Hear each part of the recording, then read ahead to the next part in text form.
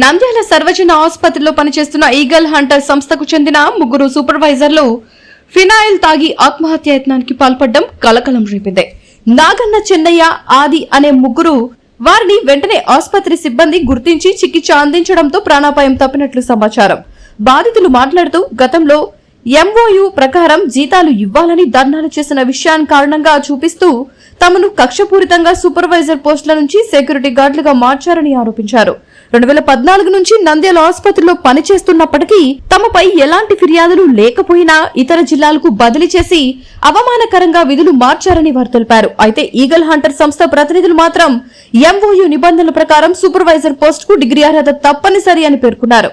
కొత్త నిబంధనల ప్రకారం అర్హత ఉన్న వారిని సూపర్వైజర్ గా కొనసాగిస్తామని తెలిపారు. ఘటనపై పూర్తి వివరాలు తెలియాల్సి ఉంది.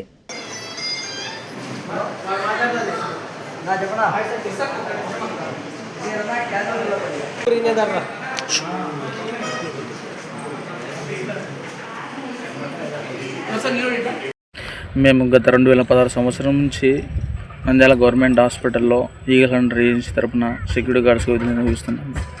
అయితే 6,000 నుంచి మేము జీతానికి పనిచేసుకుంటూ వచ్చినాము.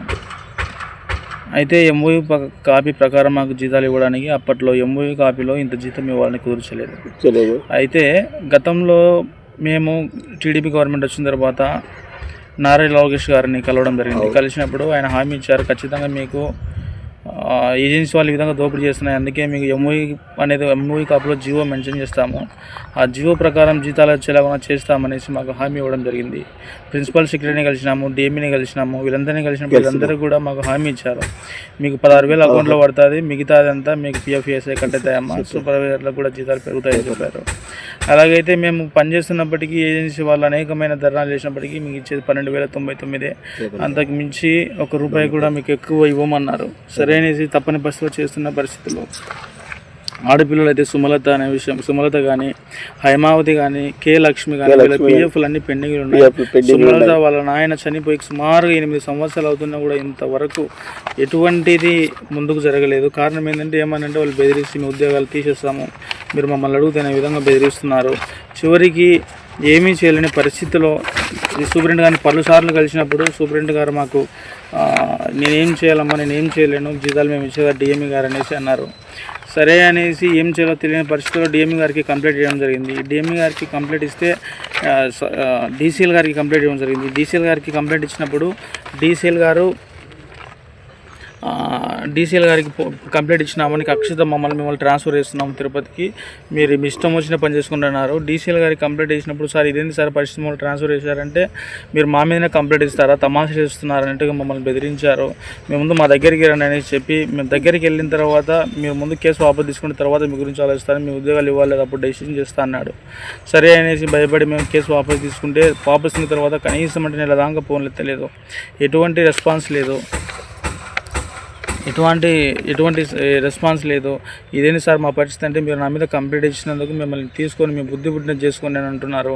డీసీఎల్ గారిని చేసి డీసీఎల్ గారిని ఎవరిని నేను మేనేజ్ చేయగలను, మీరు బుద్ధి పుట్టినది చేసుకోండి, మీకు చేతనైతే చేసుకోండి, నేనైతే మిమ్మల్ని తీసుకునే ప్రసక్తి లేదు, మీ జీతాలు ఇచ్చే ప్రసక్తి లేని విధంగా మాట్లాడుతున్నారు. దయచేసి రాష్ట్ర ప్రభుత్వం వారు నంద్యాల లోకల్ మినిస్టర్ గారు ఎన్ఎండి ఫరూక్ గారు అలాగే నారా లోకేష్ గారు దీనిపై స్పందించి మాకు న్యాయం చేయాలని కోరుతున్నాము. దీనికి అంతటి కారణం ఈగల్ హంటర్ ఏజెన్సీ వారు కుమార్ సారు, శంకర్ సార్ మాకు న్యాయం చేయాలని మేము కోరుతున్నాం.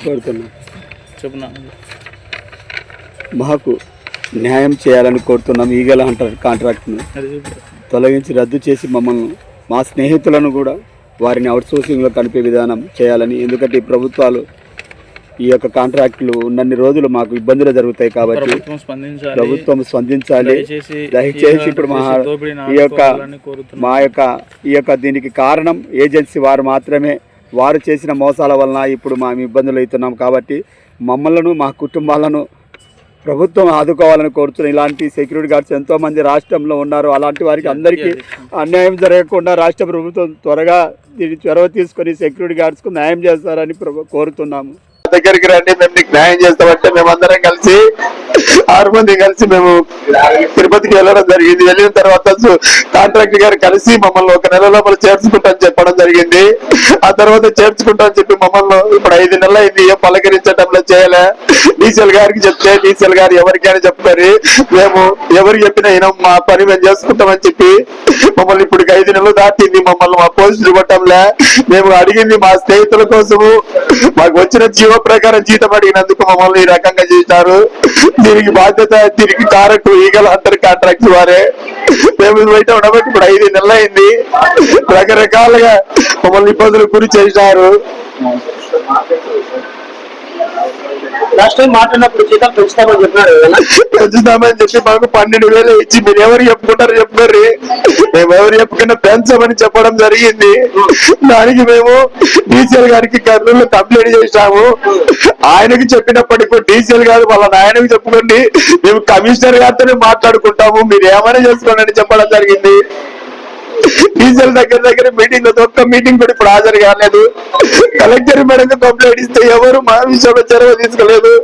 ఇప్పుడు మేము 5 నెలల నుంచి పిచ్చి కుక్కల మరి రోడ్ల మరి తిరుగుతున్నాము. కానీ మాకు న్యాయం జరగకపోయినా ప్రభుత్వం ఇచ్చిన హామీ మా స్నేహితుల కన్నా న్యాయం జరుగుతుందని మేము ఈ నిర్ణయం తీసుకున్నాము.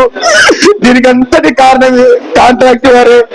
ఈ కాంట్రాక్ట్ రద్దు చేయాలని చెప్తున్నాం. ఎందుకంటే ఇలాంటి సెక్యూరిటీ గార్డ్స్ ఎంతో మంది రాష్ట్రంలో అన్యాయం జరుగుతుంది. ఆఖరికి పిల్లలను చదివించుకోలేని పరిస్థితిలో ఉన్నాము. నా పెద్ద కుమారుడు, చిన్న కుమారుడు కూడా పిచ్చి కుక్క మాదిరి. ఎందుకంటే వారికి సరైన ఆహారం లేదు, సరైన విద్య లేదు. 5,000 నుంచి 6,000 నుంచి 8,000 ఇచ్చి మమ్మల్ని ఈ రకాలుగా ఈ కాంట్రాక్ట్ వారి గత 2016 సంవత్సరం నుంచి నడుపుతున్నారు. కాబట్టి ఈ కాంట్రాక్ట్ ను మీరు రద్దు చేయాలని, ఈ యొక్క పరిస్థితులు మా స్నేహితులకు న్యాయం జరగాలని కోరుతున్నాము. పెరాయిలు తీసుకున్నాము. ఇప్పుడే మీ సార్ తో మాట్లాడలేదు సార్. ఆయన ఏమంటున్నాడు అంటే ఆల్రెడీ కొద్దిగా ఇష్యూ జరిగింది లాస్ట్ టైం సార్, దాన్ని ట్రాన్స్ఫర్ చేసాడు తిరుపతి. అవును సార్. చేసిన తర్వాత క్యాన్సల్ చేశాడంట సార్. చేసి ప్రస్తుతానికి సెక్యూరిటీ గార్డ్ గా చేస్తుందండి. 1 నెల 2 నెలల తర్వాత మళ్ళీ ప్రమోషన్ చేసి మళ్ళీ వాళ్ళు సూపర్వైజర్ గా ఇస్తానని చెప్తున్నాడు. ఇప్పుడే మాట్లాడలేదు సార్. దానికి మీరు ఏమంటారా సార్? వాళ్ళు చెప్పినది బాగుంది సార్. ఒక వ్యక్తిని డిమోషన్ చేసేటప్పుడు సార్ కారణం చూపించాలి సార్. ఒకవేళ అతను కారణము ఏది లేదు సార్. కారణం ఏంటంటే మేము డీసీఎల్ సార్ కంప్లైంట్ ఇవ్వలేదు సార్. మా జీతం మేము అడగడము మాకు శాపమైంది సార్. ఇంకొకటి ఏంటంటే సార్, వాళ్ళు చెప్పిన దాని ప్రకారం సార్, గతంలో మాకు జీతం వీళ్ళ ఏసీఎల్ మేడం కంప్లీట్ చేస్తే సార్, ఏసీఎల్ మేడం దగ్గర సార్ ఇదే శంకర్ సార్ వచ్చి వీళ్ళను సూపర్వైజర్ గా కొనసాగిస్తాను, వీళ్ళ జీతము 21,500 నేను ఎంఓయూ ప్రకారం వీళ్ళకి ఇస్తాను, వీళ్ళని ఎటువంటి పరిస్థితుల్లో నేను తొలగించను అనేది హామీ ఇచ్చి పోయినాడు సార్ ఆయన. ఇప్పుడు లాస్ట్ గా ఏమంటున్నాడు అంటే ఆయన అడిగితే సార్ ఒకసారి సెక్యూరిటీ గార్డ్ గా జాయిన్ కమ్మను ఈ సమస్య మేము పరిష్కరిస్తాను కారణం ఉండాలి కదా సార్. సార్ అంటున్నాడు. అట్లా కారణం అంటే మీరు ఆయన పోరాడినందుకే ఉంటుంది సార్. కక్షనే కదా సార్ అది. సార్ పేదల మీద కక్ష పూరితంగా చేసి ఏమొస్తారు సార్ వాళ్ళకి? మేము అడిగేది సార్, మాకు ఎంఓఈ కన్నా ఎక్కువ అడిగితే తప్పే సార్. మాకు దాంట్లో ఎంత ఉందంత ఏమని అడగడం కరెక్ట్ తప్పేం కాదు కదా సార్. సార్ ప్రతి ఒక్కరు కూడా సార్, ఇక్కడికి వచ్చే ప్రతి ఒక్కరు కూడా తినడానికి మాత్రమే వస్తారు సార్. తినడానికి కూట గడవడానికి మాత్రమే వస్తారు సార్. ఆస్తులు సంపాదించుకోవడానికో లేదంటే బిల్డింగ్ కట్టుకోవడానికో ఇక్కడికి రారు సార్. కేవలం తినడానికి మాత్రం వచ్చే వాడి దగ్గర దోచుకుంటే ఏమొస్తుంది సార్? సార్ ఒక వ్యక్తికి 12,099 ఏ విధంగా ఇస్తారు సార్?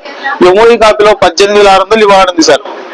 ఒక సెక్యూరిటీ సూపర్ 21,506 రూపాయలు ఇవ్వబడింది సార్. మేము అడిగేది కేవలం మా యొక్క జీతం అడగడం వల్ల కక్ష సాధింపు ఈ విధంగా చేశారు సార్ వాళ్ళు మమ్మల్ని. ఇప్పుడు మొత్తానికి ఆయన చెప్పిన ఆన్సర్కి మీరు ఏమంటారు సార్? మా యొక్క సూపర్వైజర్ పోస్టులు మాకు ఇవ్వాలి సార్. ఎంఓఈ కాపీ ప్రకారం సెక్యూరిటీ గార్డ్స్ ఎంత జీతం రావాలని ఇవ్వాలా, మాకెంత రావాలని ఇవ్వాలి సార్. సరే ఒకవేళ ఇప్పుడు ఇవ్వకపోయినా సార్ మళ్ళైనా మేము అటెండ్ చేస్తున్నాం సార్.